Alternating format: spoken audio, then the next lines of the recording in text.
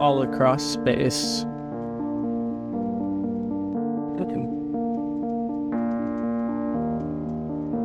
all across time.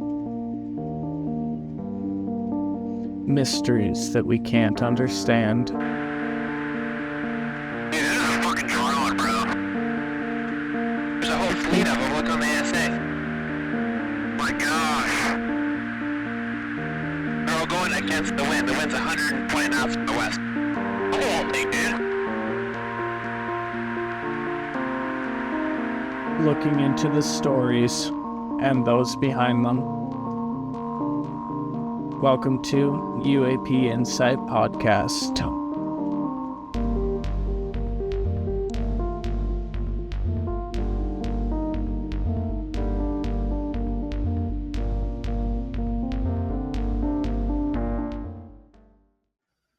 Hey Bob, great to finally get to speak with you. I know we've been talking offline for quite a while, but I just want to say thanks for joining me, and why don't you tell everyone a little bit about yourself? Well, Ray, thank you for asking me on. It's an honor to be on with you, and always nice to help the newer creators.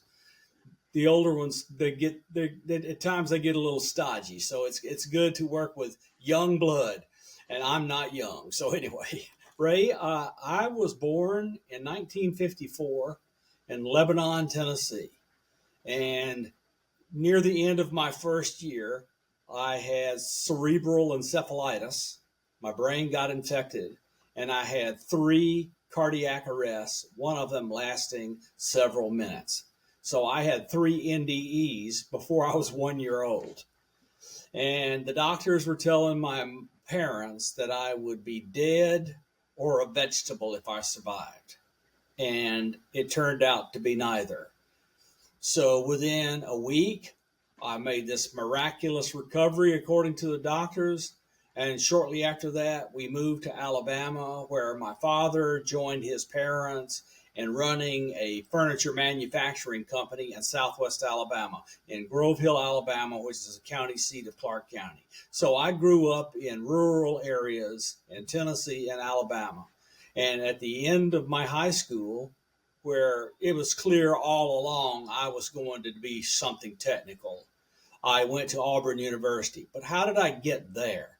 So from the time I learned miraculously to read, I think on the hill, if you will, when I was 3 years old. I suddenly got up one morning, walked into where my mother and her friend were talking, and demonstrated to them I could read at a high school level by pulling a book off the shelf. And then they tested me for a while and figured out I could really read. By the time I was 10 years old, I was into everything. But my dominant thing I was into were 2 things. I was an amateur radio operator, built my own equipment, and I was an amateur astronomer and built my own telescope. And this is at 10 years old. So by the time I graduated from high school, I had the highest level amateur radio license you could get, a radio telephone license, which I used to be a radio personality in a local country radio station, which was one of the ways I earned money as a kid. And then the amateur astronomy stuff, I have done it all my life. If anybody looks at any of my social media, you will see me nonstop putting up astronomical pictures I'm taking with my latest astronomical toy. Right now, it's a C-Star S50 by Zwo, and that thing is amazing. You run that thing with your cell phone and take these unreal pictures where you used to have to slave over it for hours to get it right. So anyway, it's really, really a nice thing. And it's cost like $400, but to me, it was worth every penny. All right. So went to Auburn. While I was at Auburn, I majored in applied mathematics and electrical engineering, and I got a dual degree, but it was clear that applied mathematics was going to be my focus. And my focuses were electrical engineering, physics, and I left Auburn and went to Sandia National Labs, where I stayed for a little bit, and then left there and prepared to go to graduate school by return to Auburn and taking a couple of courses and getting all these recommendations I would need. And I went to Brown University in Providence, Rhode Island, where I got a PhD in applied mathematics. But applied mathematics PhD program, you had to have applied minors, so that part of your thesis would be showing how you were applying mathematics to something specific, in addition to whatever theoretical or other work you were doing. So I applied my mathematics to physics and computer science. So I was very lucky. My computer science instructors were world famous people. Robert Sedgwick and Donald Knuth taught me computer analysis of algorithms, and people have heard of TEC. Donald Knuth invented TEC. He was one of my computer instructors. And then my quantum field theory instructor was Leon Cooper, who is part of the BCS, where C is Cooper, and won the Nobel Prize for figuring out how superconductivity worked in some cases. So I had a tremendous education. My education was just, for a good old boy from Southwest Alabama with a Southern accent I'm never going to get away from, it was a very unique education. So I left there, and I didn't know what I was going to do for about a year, but then I was asked to join the Institute for Defense Analysis, Center for Communications Research in Princeton, New Jersey. And I worked for the intelligence community for 27 years. And the career was odd, in the sense that I did all sorts of stuff in all sorts of areas, but I spent about a decade doing operations in the field with intelligence community officers out in the field, which was very, very unusual. It was absolutely unique at the time. But anyway, it was, but I learned a lot. So I learned a lot and did a lot and was great. And in 2002, when I was done with my field work, because I was, late 50s and that was enough, I was awarded the Intelligence Community SEAL Medallion by the Director of Central Intelligence, George Tenet, and my family got to attend and were told some of the things I had been doing, and friends and family got to attend. It's called The Bubble at the CIA, and that was the first time any of them ever knew what I was doing. They had no clue. And I mean, it's been crazy stuff. Like, I spent 6 months on a nuclear submarine doing work. I mean, they just had no clue because it was secret and I couldn't tell them. But of course, the Director of Central Intelligence and his people, they can tell them stuff, and they did tell them stuff. So it was nice for my family to finally figure out what I had been doing. Okay, so I went back to being a full-time researcher, and I helped develop the major portions of software-defined radio that were applied to the activities of the intelligence community. I was not the only one, but I was certainly an important part. And I did it one way, and they did it another. My way was from here up, their way was from here down, and we met in the middle, and the two things met, and it turned into a major deal. So that led to all sorts of things, including, after 27 years, I wanted to start companies, which was not allowed if you were an employee of a federally funded research and development center like IDA. So I retired from IDA, went to Virginia Tech, where I was given a job along with Dr. Charles Clancy. He and I both had worked for the intelligence community. We were good friends. We had worked together for 6 years. We went to Virginia Tech at the request of Ted Hume, who was a director of science and technology at CIA for his career. He left CIA, started a company, did some interesting development, sold his company to Kinetic, made him a wealthy man, and he invested money at Virginia Tech in the Hume Center for National Security and Technology. The purpose of it was for Charles and I to lead people to teach students, undergraduates and graduate students, the things they would need to be useful to working for DOD or the intelligence community, or DOE, but requiring a clearance. And at the same time, we had a secure facility on campus, and they were given a security clearance if they wanted to get involved. And so people got to work on classified programs where part of their program, where they were doing thesis work or that kind of thing, was unclassified basic research. So they got to be a regular graduate student, but there was a major difference. They left there with money in their pocket and not a ton of debt. And this was the thing Ted was after, because people leave college with a ton of debt and they can't afford to go work for the government, even if that's what they would prefer. They have to go off and get some job where they're a slave so they can make enough money to pay off their education debt. So we solved kind of all a collection of problems. And now, as Charles and I retired, it evolved into the National Security Institute.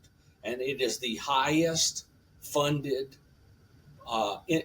research entity at Virginia Tech, and it's not even close. I mean, so it does a lot of work for the government. So while I was there, I was privy to, given my long associations inside, that stuff was going on with UFOs.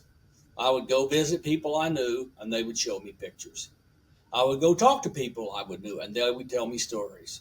So I said, how can I find out about some of this stuff from the outside perspective? Because I can't talk about the inside perspective. So I found Richard Dolan, who is the author of the UFOs in the National Security State, Volume 1 and 2, the Secret Space Program monograph, and now USOs, seen and operated on by the government, and that's volumes 1, 2, and 3. And I think 1 is definitely out, and I think 2 is close to out, and 3 is coming. So Richard and I became friends and acquaintances and so forth, and he interviewed Christopher Bledsoe in 4 one-hour episodes on his regular weekly podcast. So I was very curious, reached out to Chris and said, Chris, I'm a scientist over here at Virginia Tech. I'm like an hour and a half or 2 hours away from you. I would like to come visit to discuss the things I heard you interact with on Richard Dolan's show. So by then, Chris had a long association with government people, which involved Jim Semivan from To the Stars Academy, former CIA clandestine service senior officer. And when I got over to Chris's, I learned that Jim Semivan says, yeah, I know who Bob is. Invite him in. This could be interesting. So I went over. I learned everything Chris had seen done, showed me all of his evidence, and it was remarkable. It was the most remarkable body of evidence I had ever seen by one man sitting alone in the woods of North Carolina, barely getting by for something like UFOs and UAP. So I determined that I would help him prepare his first presentation to a UFO audience, which was in January of 2020 in San Francisco. It was UFOCon. And so we went out there, he gave his presentation, and by then stuff had followed me home from my visit. And while I was preparing the presentation, I had strange occurrences in my home. And the occurrences were apports and seeing things and craft in the sky. And the person that went with me to Chris's home had had a stroke, but was still getting around, but they had right side weakness. Before I went to Chris, I had 3 heart attacks and had open heart surgery. After visiting Chris and doing what he asked, both the person that had the stroke and I, according to her neurologist and neurosurgeon, and my cardiologist and cardiovascular surgeon, had miraculous cures. And so you will find in the book UFO of God by Chris, I'm about the last incident he covers in that book. And it was that Sharon and I went to visit. We had all sorts of experiences. We left, came home, and experienced miraculous healings. And now a regular thing with Chris is miraculous healings. And now the Danny Sheehan and Jim Garrison's Institute is about to do this world summit that was started way back when Gorbachev was the head of Russia, and now it's got Chris Bledsoe leading an activity for that entity in North Carolina doing research. Chris has come so far, and I'm so proud of him. So I live in Maryland, and my partner and I, we are both experiencers, but she's been an experiencer since she was an infant. And we have non-stop activity here. So it's impossible for me to stay quiet when all this is going on. She's experienced this, I'm experienced. So I've begun putting up on X and on GitHub and other places things that I can do that I believe will help people use these tools to say, that's the anomalous thing you're looking at. What do these tools do? They track every airplane over your head that the government will allow to be tracked. They track every satellite over your head that can possibly be visible because you're in the dark, they're up high, so they're in the sun, so they're being illuminated by the sun and you can see them in the sky. And then I'm doing a few other things. But the goal of this is to provide people with tools. And I'm giving the code away. It's MIT license. Anybody can use it for anything they want to.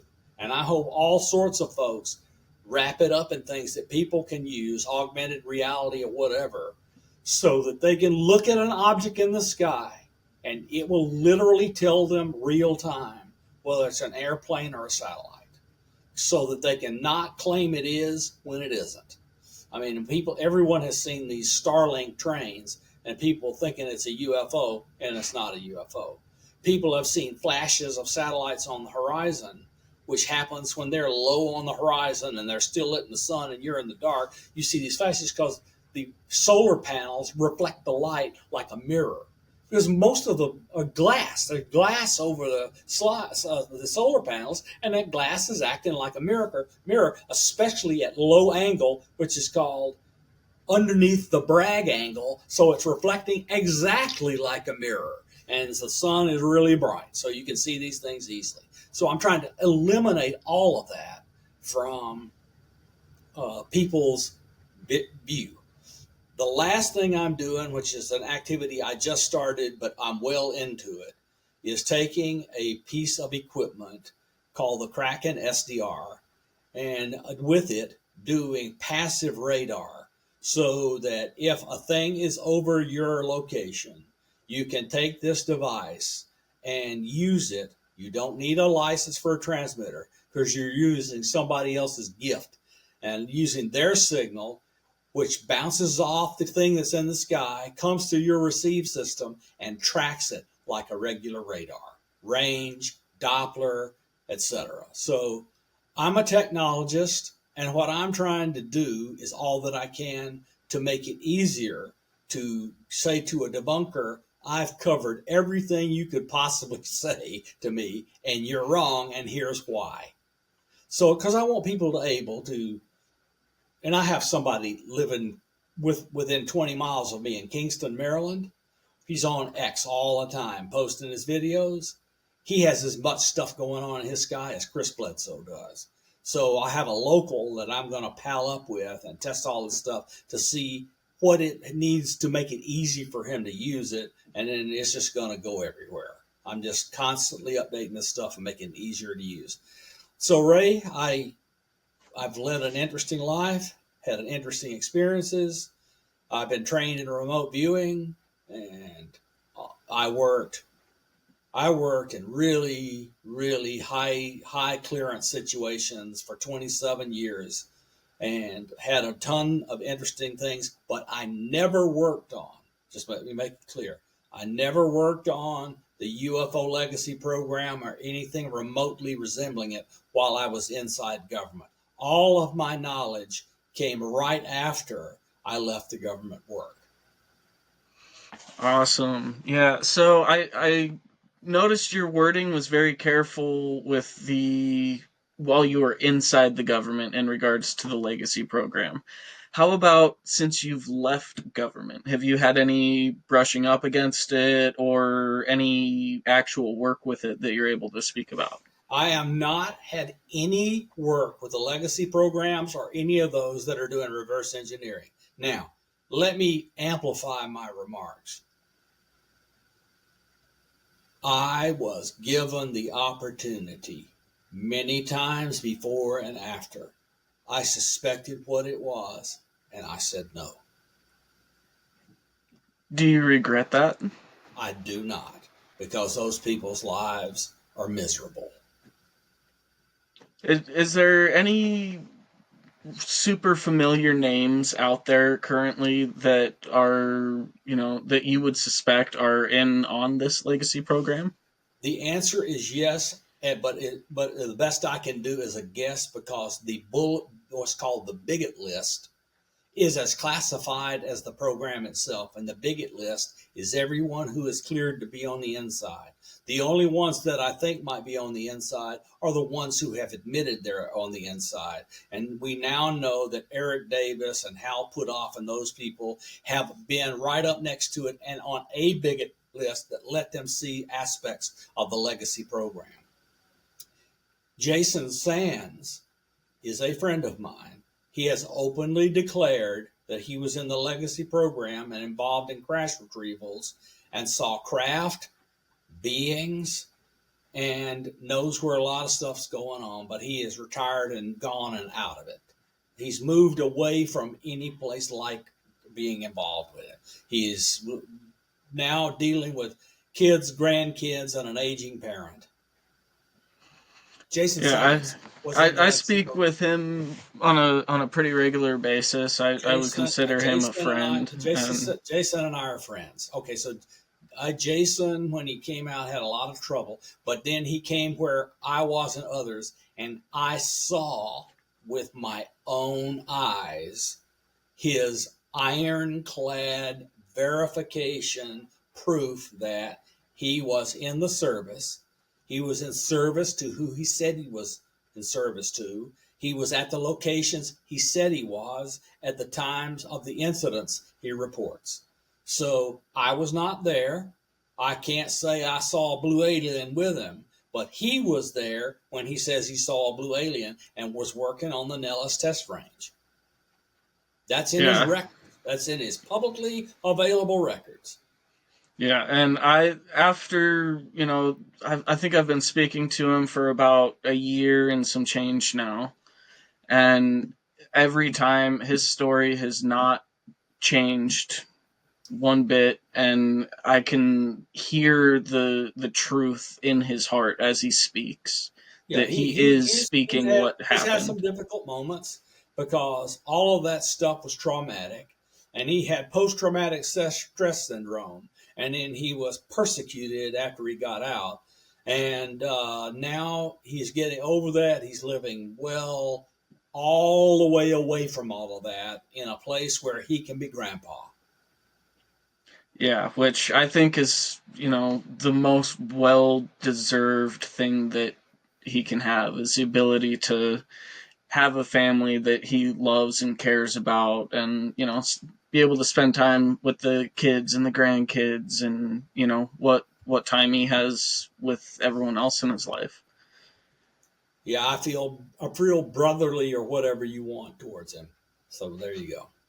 Yeah, he's like the uncle that everyone should hope that they can have. Yep. Just the amount of care that he puts out into the world. I mean, it's definitely humbling for a lot of people. And I think that's part of why there's controversy with him, because he is so genuine and the world is not used to such genuine people out there in Well, it. I mean, he was put under serious constraints by James Fox, who was had him in a video, and under stress, he had a reaction and named the most serious incident that happened while he was in the program. and it upset a lot of people, including James Fox. But they're all okay now. Everything's good. Yeah, yeah, most definitely.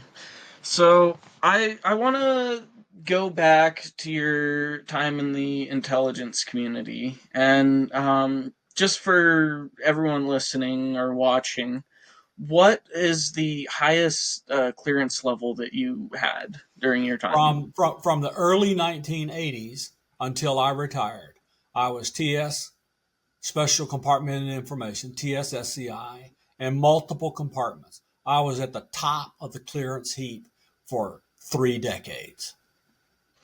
That's hugely impressive, and I can see how that would lead to you getting the highest award that the intelligence community has to offer back in 2002.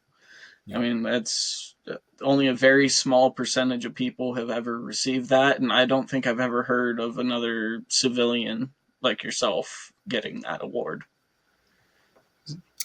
It was an honor. It was an honor to do the work. I'm a patriot, and I spent a lot of time while I was on the inside. This is not me tooting my own horn. I want to tell you how I felt. I felt it was a duty as an intelligence person to do those things that, when deployed with troops, would keep them from getting killed. Because I cared about every 18-year-old that volunteered to go in service in the field. And my job was to provide them situational awareness using the technical means of intelligence to keep them safe. And I lived it. I cared about it. I took it in the field to test it with them. And I would do it again if I was younger than 71.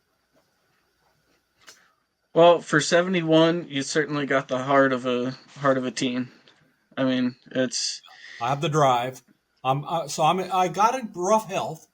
After 2022, when after 2020 the world shut down for COVID, I got deeply depressed. I was completely isolated, couldn't go out anywhere. All of our family members were the types that refused to get the COVID vaccine. We had interesting health events, and so we had comorbidities, and we were told not to go near people who had it, and all of our relatives that didn't get vaccinated got COVID. So we hid, and that led to depression and other things and the dissolution of my marriage. It was rough. So after I got out of that and started rebuilding my life, I found a experimental treatment that's known, but it's not known to be utilized by practitioners, mental health practitioners that are allowed to use it under an approved protocol. So I had a psychiatrist and a doctor who could administer the medicine, and a cognitive behavioral therapist that, using what the medicine did, helped me change behaviors and thinking and other things that got me out of the depression. And I'm going to tell you, it was a bloody miracle. They put me on ketamine therapy.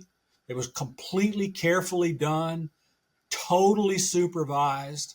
There's nothing you could abuse because they didn't give you enough to abuse. And they did it in two. I almost gave up after the first month because I thought it wasn't working. And by week 5, I went, "Oh, something's happening." By the end of 2 months, I was cured, completely cured. That's amazing. I mean, it's for a lot of people, they don't really understand what goes into ketamine therapy. So, would you be able to expound on Yeah, that a yeah. little And bit? so ketamine therapy done right, you take it, and you do have hallucinatory events.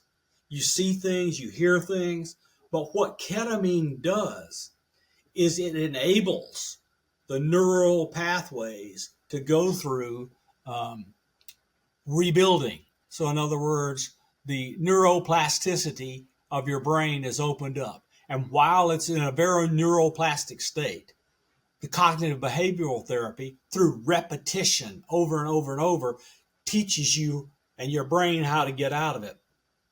So neuroplasticity, people think, is over after you're young. Wrong.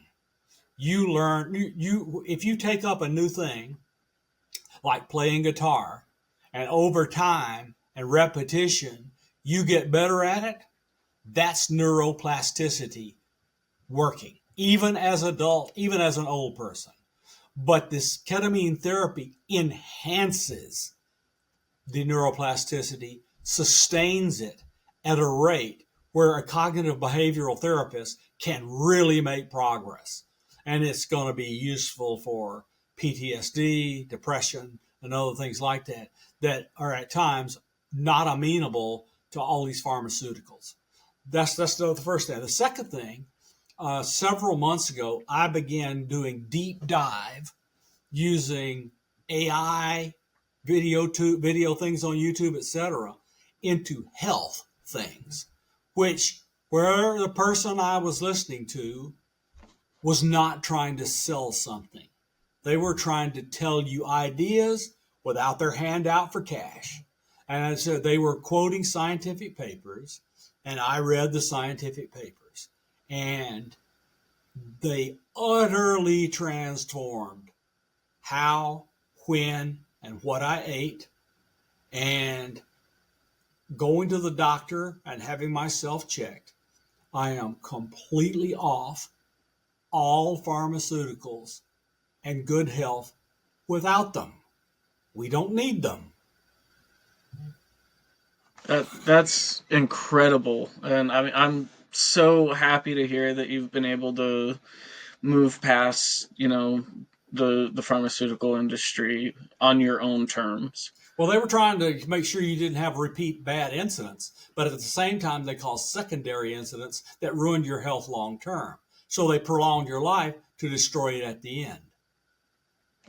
Yeah, And and that now just is my so brain is dark. awake.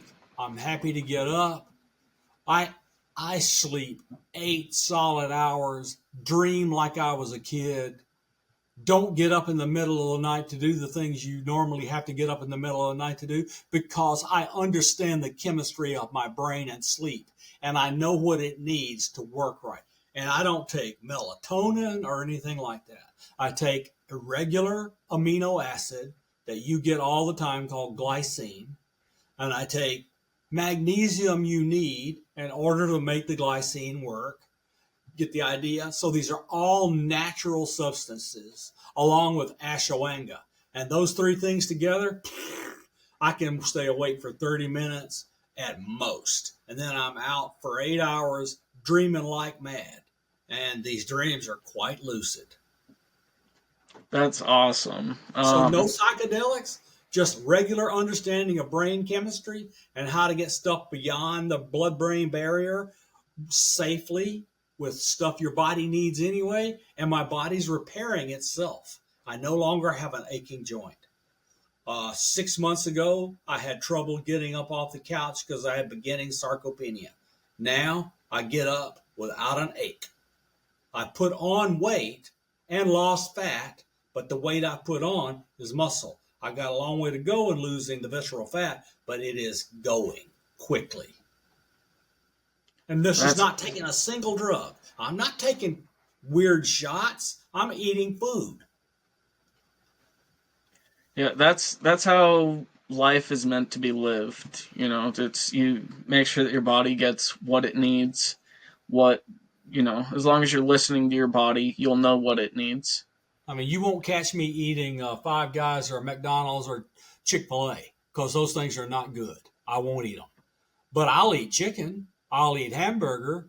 It's got to be grass-fed and lean. And people that are told don't eat fats, that's a freaking lie. Your body can't work without fats. What you don't want to eat is bad fats. You want to eat good fats like olive oil and fish and on and on. There's a list. I mean, you can find these videos, but don't look at a video. where the goal is to sell you a high price supplement. Screw them. They're not doing it. They're not telling you stuff. They're trying to make money. Yeah, yeah, most definitely. I mean, I am of the belief that any supplements you should take should be easily accessible at your And local organic grocery and all this store. stuff. Yeah, exactly. You know, it's if like for example, like you hear Joe Rogan always, pushing like the health drink or whatever. I can't even remember what it's called, but it's comes up with all these, big words to describe, you know, basic metabolic processes that isn't really necessary, but you Can I tell you the major things that I'm taking that have done the most good are apple cider vinegar, cinnamon, olive oil, and salt. The don't eat salt, such a horrible lie. What you want is to eat salt that came from natural sources and is full of minerals. The other things like miracle foods. Miracle foods are mostly seeds. So I prepare pumpkin seeds. I eat them twice a day. I eat chia seeds, which once a day. And between all these things and whey protein, I get 100% of the protein I need. I get 100% of the nutrients I need. And I don't have to do anything weird. These are all natural things. And I don't take any more pharmaceuticals at all. I haven't in 2 months. And I feel great. that's awesome. I'm very happy to hear that. Anyway, let's get So back to your topic. I know you didn't come here to hear me rant. oh, that's all right. I just like listening to people's stories. So let's move forward. Now you're out of the government, and you decide to become one of the founding members of Hawkeye 360. Is that correct? That's correct. No, that was while I was at Virginia Tech. Still did Okay. work for the government, but I was at Virginia Tech. I founded two companies. Both of them used the patents that I had done. One was Hawkeye 360, and it concentrates on using satellites to locate radio transmitters on the ground, locate them precisely. The other one is Federated Wireless, and it was founded to provide wireless and or cellular communications, but to give spectrum from a block of spectrum to those that won't need the spectrum with a lease. So in other words, hey, for the next 3 hours, I got an overload on my cell phone, folks, and I need some spectrum for 2 hours. They can lease the spectrum. And that's what Federated Wireless does. And now they're heavily involved in 6G, 5G, 6G, and private 5G and Wi-Fi 6, heavily involved in it. And Charles Clancy and I were involved in the founding of both those corporations. And in Hawkeye, that was with Chris DeMay. And in Federated Wireless, it was with Dr. Joseph Matola. And, oh, goodness gracious. I'm getting old. Anyway, a famous SDR scientist at Virginia Tech. I'll remember. I remember it after we're off the air. Anyway, so great people. We did great work. And we're not going to be billionaires, but the companies are doing fine. Because that's not what the goal was. We didn't want to quit our day jobs and work 150 hours a week to try to make ourselves billionaires. So we took them out of stock, helped them for a year and a half, gave them our patents, helped them hire staff, and then stepped back and let professionals run the companies, and they've done very well.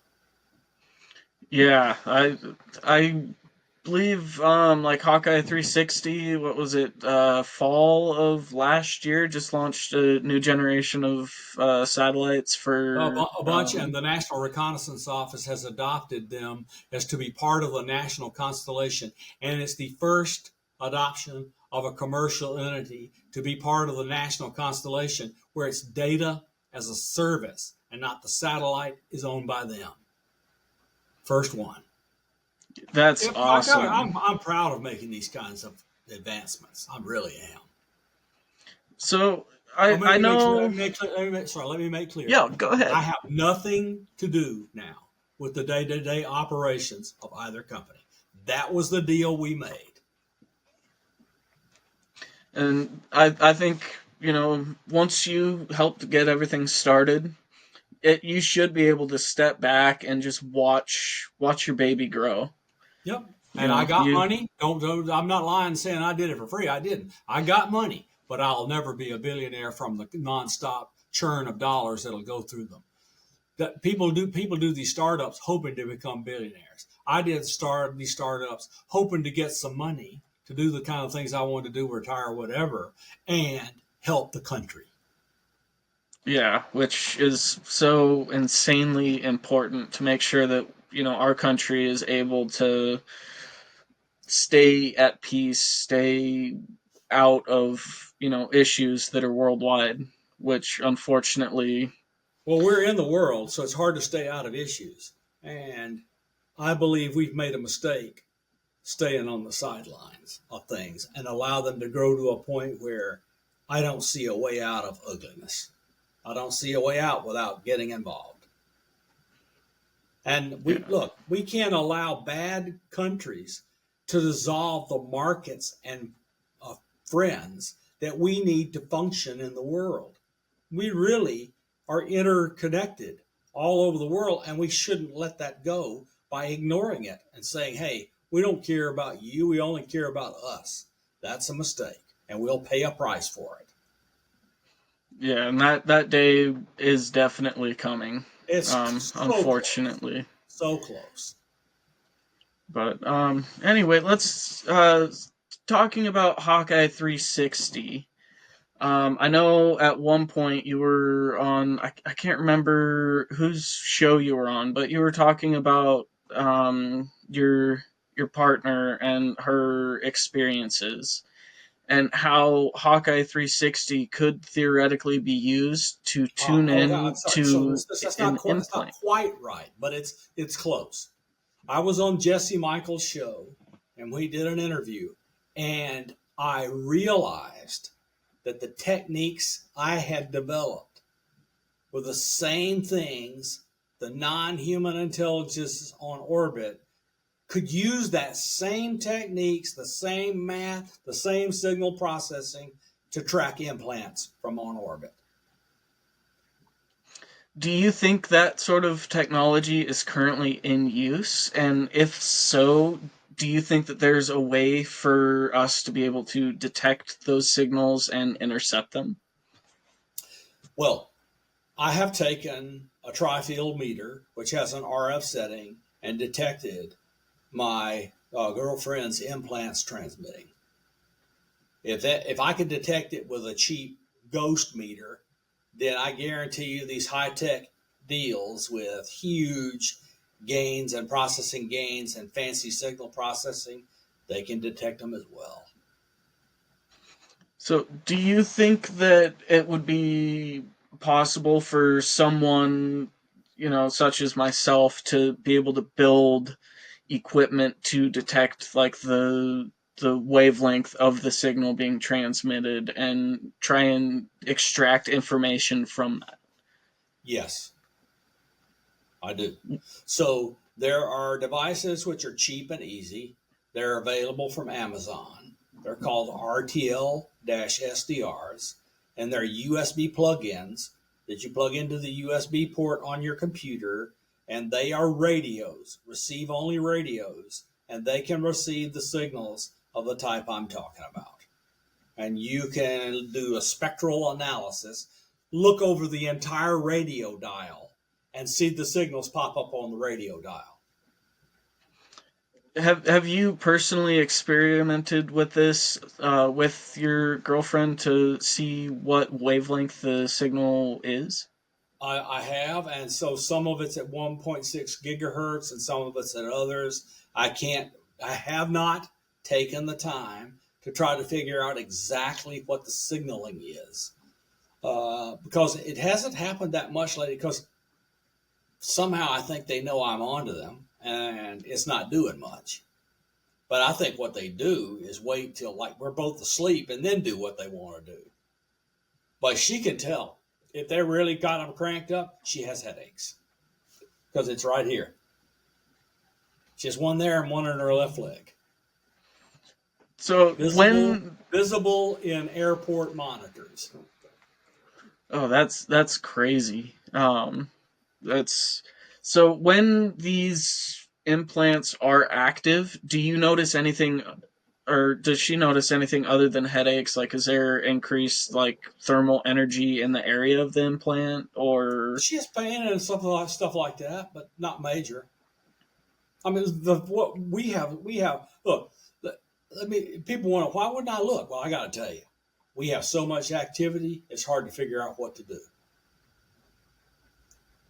We have orbs and craft in our sky all the time. yeah? So speaking on that, what would you say is like the most exciting sighting that you've had in in the last say 5 years? No, well, that's easy. That's really easy.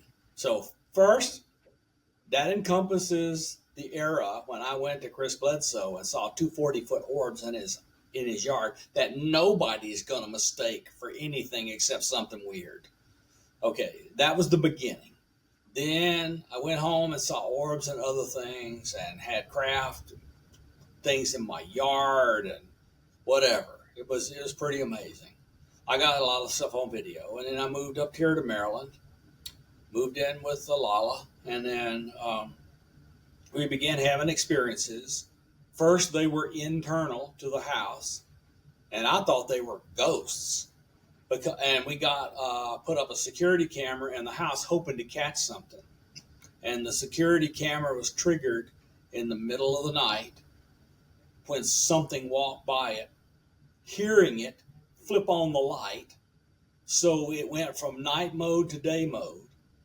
We didn't do it. We're all asleep. It walked by the camera, which has a microphone, and we could hear it say the name of the teenager, her teenage son, and hello, that name. And both of them tell me that it was the voice of his deceased father. That was a major event. I mean, that kind of thing is daunting. And I'm telling you, the recording is not whispered. It's a voice. Okay, so I decided to put up other cameras, and we had orbs all inside the house. Then I went, well, what? Then Grant Cameron says, well, what do you got going on outside the house? So I got some security cameras and put them outside the house, and we were surrounded by craft and orbs and stuff like all the time. So I have 200 pictures of one particular type of craft. It's mostly, almost always, blurry because it's in a field. But on one occasion, they screwed up. They dropped the field, and I have a crystal clear video of the surveillance craft. It's crystal clear. It's completely resolved. There's no blurs, and it's 200 meters to the south over my neighbor's house and flying by us. And the thing comes around here all the time. All right, that's the first one. But the biggest impact event, we're out looking for stuff, shooting pictures with our phones, trying to get orbs and other things. And we hear something walking in the yard. And I could see she has chills going up down her spine. She says, give me the camera.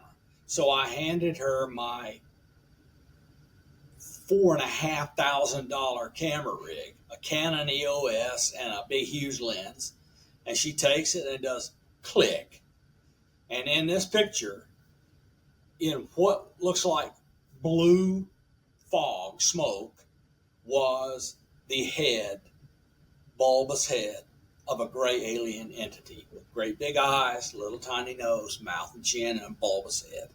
That picture is remarkable. People, go look at my X account, go back in the past, and you will see that I've put that picture up multiple times because it's the single biggest event in our life. Because after that, it telepathically told us that it wanted us to help with soft disclosure. Thus, I'm doing all the things I'm doing, and she's doing the things she's doing in order to keep the promise we made to them. They didn't ask us to do anything weird. All they told us was to help soft disclosure.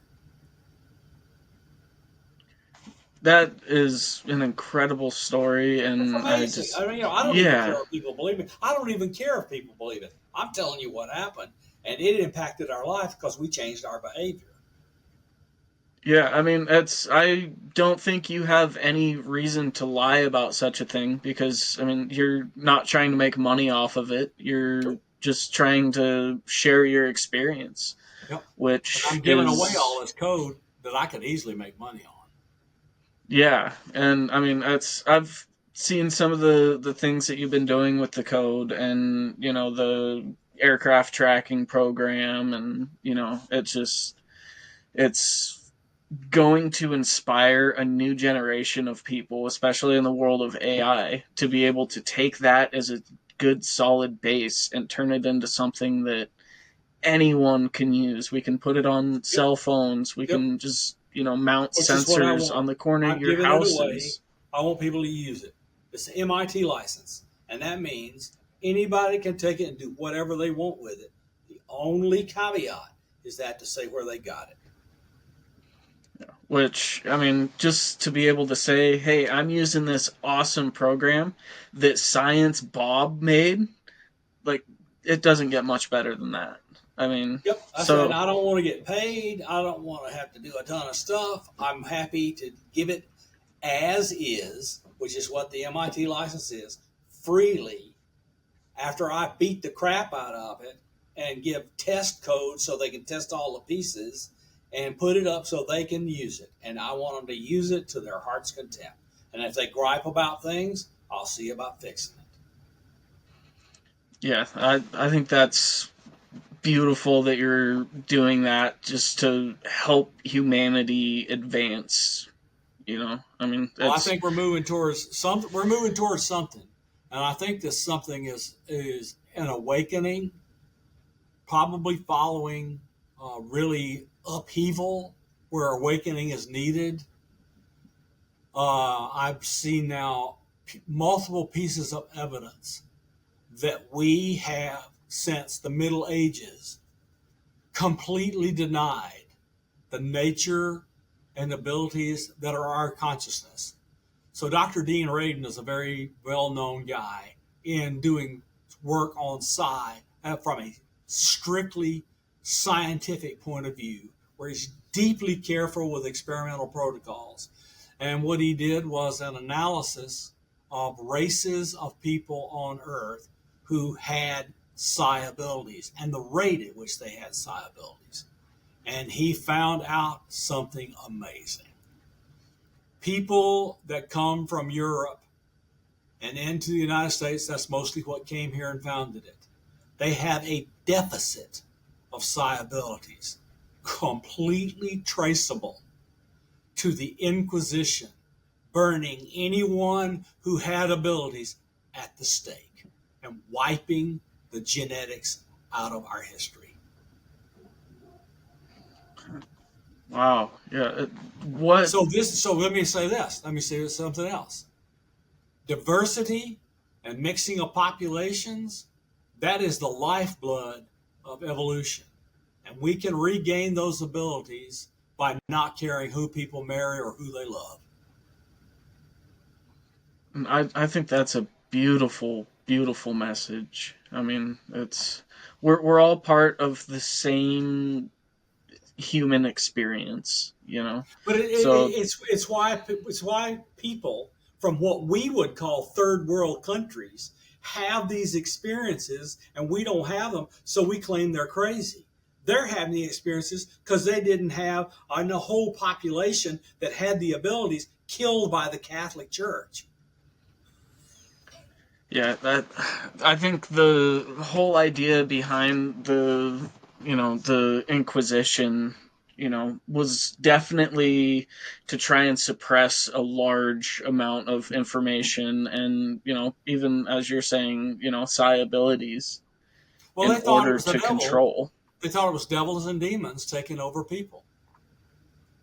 And what it was natural abilities that God Himself gave us. As far as I'm concerned, what they did was a sin because it was a God-given thing from Yeah, my perspective. I can agree with that for sure.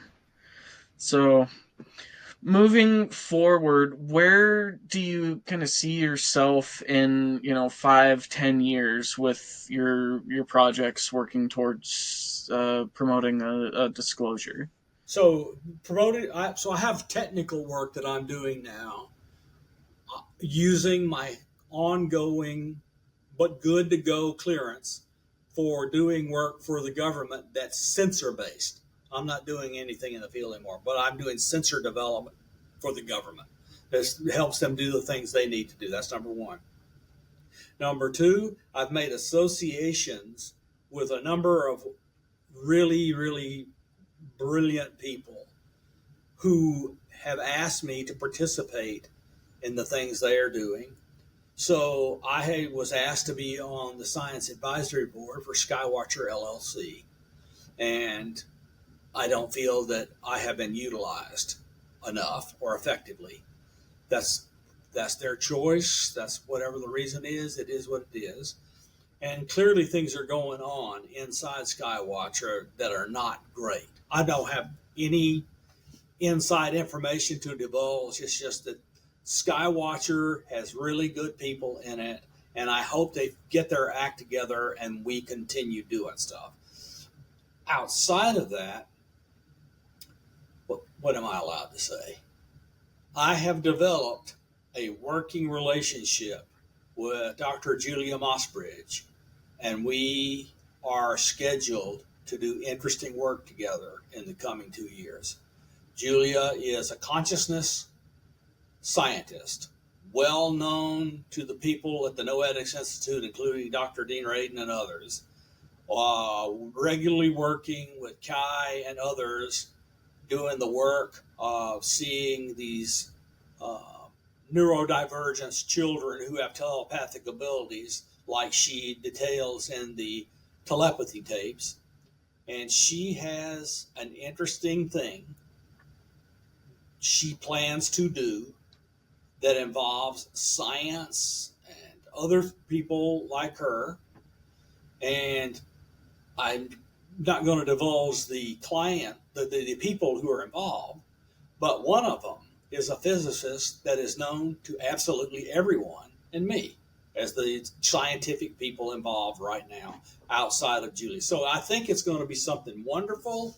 I'm looking forward to get going. We have our first meeting in a week. So hopefully it'll have a big impact and be something useful. So my intention is, given the situation I'm in now and people understanding where I am, other opportunities will come and I will decide whether or not they're for me. I'm lucky to have the opportunity to say yes or no. Absolutely. So, if anyone were to want to reach out to you with any opportunities, where would be the best place to do so? Okay, so they can find me on LinkedIn, Bob McGwier, Robert McGwier, on LinkedIn. They can find me on X on Bob McGwier _ capital N for capital H capital Y, Bob McGwier _ N4HY. N4HY is my amateur radio call sign. So it would be my handle if it were CB people, but we don't have handles. We have call signs. Anyway, and they can reach me there, and I'm on Facebook, and I have an email that after they get in contact with me, I will give them the email if they want to send me a proposal. Awesome. And there's a couple of questions that I like to try and ask every one of my guests. They're kind of softballs, but I think you'll enjoy them. First question: what is your favorite food or meal? Oh, that's in your sushi. And what else? Hamburgers. Awesome choices. And the second question: what is your guilty pleasure dessert? Ooh, flan. Flan. I love I Mexican food and I love land, and that's guilt. Nothing wrong with that. I mean, I enjoy a nice variety of ethnic food myself. Yeah, I've been all over the world, many countries for the government, and I ate foods from everywhere, and it's a delight. Absolutely. Well, Bob, it looks like we're just about out of time for recording for today, but I just wanted to say thank you again for coming on. It means a lot to me, and I'm glad I could be one more place for you to share your story. And in the future, if you're willing to, I'd love to have you back on to discuss some of the other things that you're working on that you aren't able to at this point in time. I'm happy to do that as soon as Julia says we can say something about what we're doing. She will tell us after she says it, and then we can echo it. That's how it'll work. You always let the boss talk, and Yeah, you're a worker bee, and I'm happy to be a worker bee. She's amazing, so I'm happy to be a worker bee because I realize it's going to be something interesting. absolutely. So I can't wait to hear about it. And once again, Bob, thank you so much. And Ray, good luck with your show, and I like the look of the studio software you use. I probably will change over myself because it looks better and costs less money. absolutely. All right, we'll talk to you soon, Bob. Take care.